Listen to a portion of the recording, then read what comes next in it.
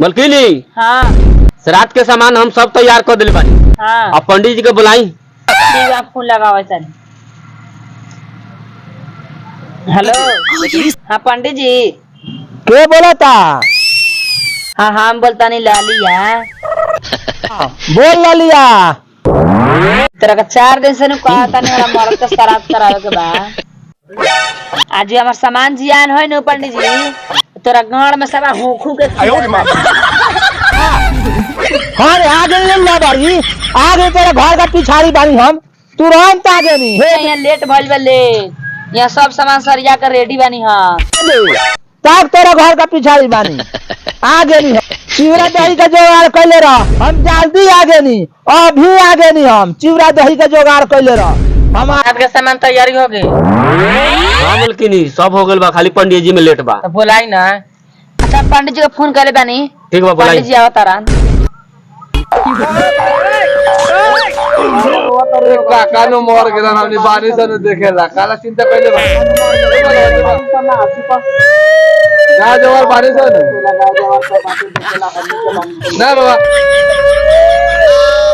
अभी चुप जाओ, अरे गांव समाज के लोग बानी नहीं देखेला। बानी से देखम था नहीं कोरिया छोड़ के मार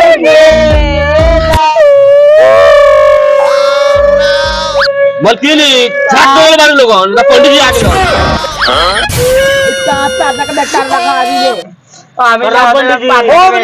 जजमान बेटा का 4 दिन से महाराज का श्राद्ध कराए के बाद पाना का बेटा आपके जजमान में घूमा था नहीं। कोरिया पंडित बा तू ये देर ले कार ले रे कोरिया तोहरा ऐसा माछ के कितना हवात बना ये जजमान का कहता कर रातू के मछली रख बस्ती जा का भूख लागल का कब दिन से सारा करावत हो गेल तो कहता का खाओ कोरिया दानो बकार हां जल्दी कराए। अभी कितना लोग भोज किया के बा? सब हो गेल बा। हां सब उबार जाई नु तोरा गांव में हुकी आए। पहले सुन ला, खटिया पटिया जाज बिछाना तो सब तकिया सब आ गेल बा। तोरा बाबू की काहे इतने सुन के फाट जाता रू? करेज फाट जाता करेज। देख रहा है में काका लागी बालू के सो बवैया के दूध जो के हड्डी आ 1 किलो अरवा चाउर के कूट के लेवा गाय दादी में तब पी ठाड़ अब पंडित जी सही बात सुनता जोक के हड्डी गौरैया के दूध आ बात कर रहे थे कथी पहली बार सुनता नहीं है। इस श्राद्ध में लागेले। हाँ लागल। अच्छा ठीक बा पंडित जी सब आ गेल बा। ये नहीं बोला जा ओम सरदराहे नामा ओम सरदराहे नामा आहे नामा ओम सरदराहे नामा तोहनी का मरद गए सरगबासे नामा।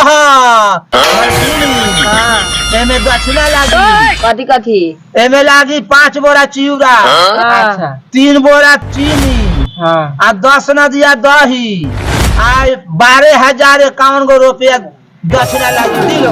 हाय बाप रे बाप एक कोरिया को तो मरद मर गेल बा। गरीब आदमी कहाँ से ले आए? आ ओई में गरीब बानी सन हाय दोनों मुस्माती हमने कहाँ से कमा के लिए आए? ओ ठाकुर माला पहना दो। ठीक बा हम पंडित जी माला पहनावतनी। पहनाई माला पहनाई। मरद के तोहरा स्वर्गवास हो गए। आया पगड़ी बांधेला बा कोई। हां केहू त नहीं थे लेकिन एगो दुलारुआ छोड़ देवर बारन 12। हां त पगड़ी बांधाओ ठाकुर जाओ जजमान को दक्षिणा धरल जाओ।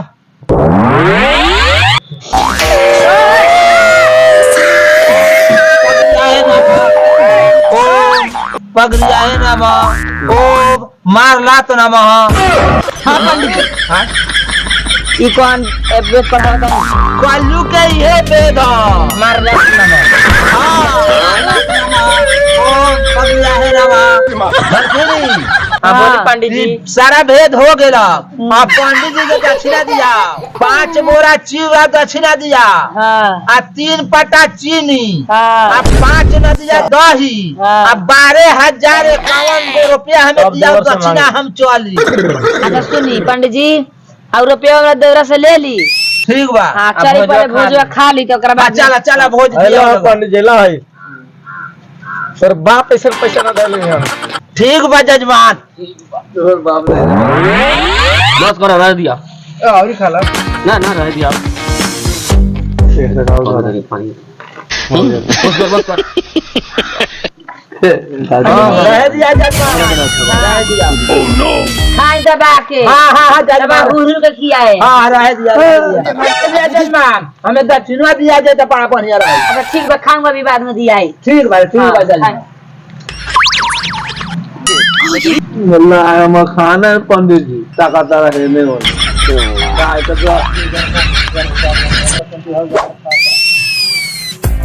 और कुछ चिवड़ा और कुछ देखा चिराव में से ला देती मैं वही चूरवा तही धैला हंसा आधा चूरवे ना देला हंसा केने धैला का रहा चूरवे लेके चल ले बतानी रहा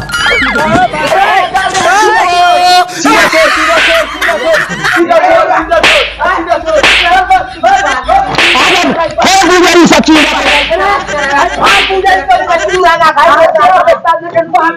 हाँ